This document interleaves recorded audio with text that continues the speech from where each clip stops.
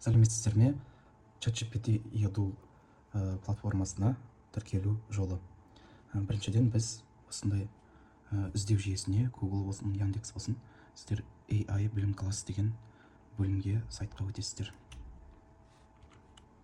Міне менде шығып тұр AI білім классы. Міне ең бірінші шығатын осы сайтқа өтесіздер. Басқасына кірмейсіз, тек қана AI білім классқа кіресіз.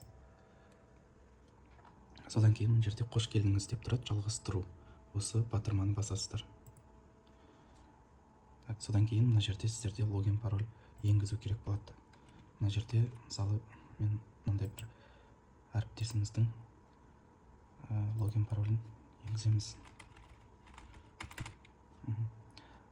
Так, құпия сөзін енгізетін боламыз.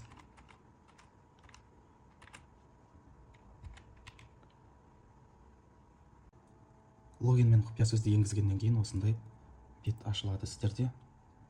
Содан кейін мына жерде назар аударатын жағдай, бағдарламаға, ұйымға қолжетімді Freedom Super Card ашылған деген осындай мәртебе тұру керек сіздерде. Осы екеуінің біреуі дұрыс болмаса, онда мына курстан өту батырмасы сіздерде шықпайды. Сондықтан да алдын ала Freedom Super Card ашып алғандарыңыз жөн. Содан кейін барып осы курсқа өту батырмасы шығады. Содан кейін мынандай жазу шығады, сіздер бастауды басасыздар.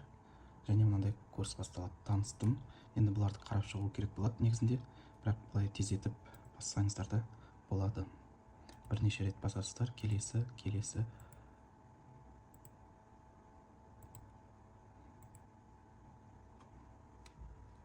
Келесі аяқтау дейсіздер.